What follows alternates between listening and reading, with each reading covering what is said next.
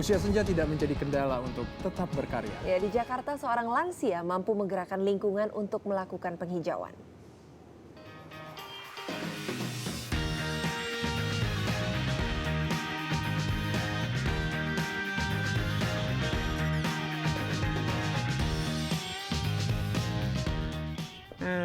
Namaku Harini Bambang Wahono, umurku udah 81 tahun.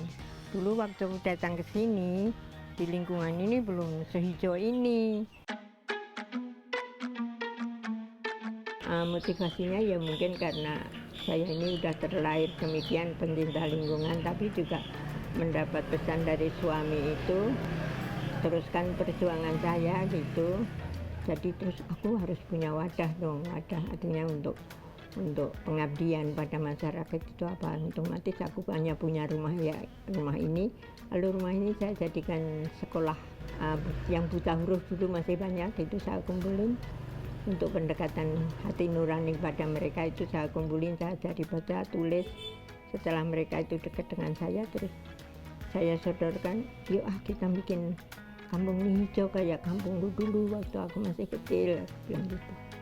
Nah mulanya itu terus sampai sekarang, ya tentu saja single fighter itu nggak bisa ya, mesti ada pendukung dari masyarakat.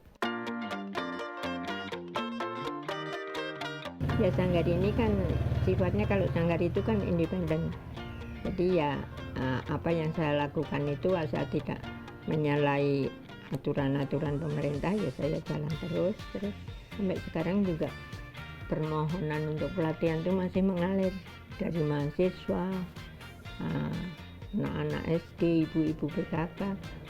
Saya latih ibu-ibunya harus bisa membuat pupuk kompos, karena antara lain pupuk itu adalah sebuah usaha untuk menekan panasnya bumi. Itulah sampah DKI itu sehari ada 6.000 ton.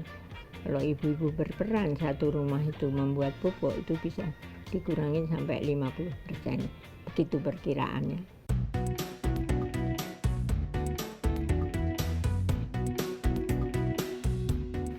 Mahasiswa yang pertama kali datang ke sini adalah mahasiswa dari Bangkok. Terus tak tanyain, how do you know me and my activity, saya tanya gitu. Mereka bilang bahwa foto saya jadi souvenir, kalau ada turis itu souvenirnya antara lain foto saya itu. Oh masa iya? Kok aku nggak tahu? Iya udah 5 tahun katanya. Dari keadaan yang hari ini yang sudah begitu tua dengan umur yang sangat sudah masuk ke lansia lah, lanjut usia, tapi beliau masih tetap optimis dalam setiap menjalankan kemauannya gitu, berangkat dari kemauannya memang. Namun satu statement yang saya ingat gitu, dari Eyang hari ini itu, berawal lah dari diri sendiri. Itu yang saya garis bawahi. Eyang tuh sosok yang benar-benar bikin saya kagum hari ini, karena walaupun udah tua masih mau berusaha untuk memperbaiki lingkungan juga, mau berbagi juga sama orang lain. Kan kadang kalau ada yang udah ngerasa hebat kayak gitu kan, membantu orang lain tuh enggak, tapi Eyang tuh rendah hati banget. Orang yang tidak pernah mau berhenti bekerja, itu yang jadi kadang-kadang kita melihatnya ke situ. Memang sebetulnya sangat baik untuk contoh buat kita ya, bahwa orang yang sudah tua pun tetap masih mau bekerja walaupun kerjanya itu tanpa pamrih. Saya cuma mau tahu urusan saya sendiri, tapi karena saya ikut sama-sama dengan Ibu Bambang di organisasi lingkungan hidup, dia yang merubah saya punya cara berpikir, yaitu jangan begitu Nina, kita ini mendidik untuk masyarakat menjadi contoh. Jadi saya berubah, tapi makan waktu kira-kira 1 tahun baru saya bisa berubah.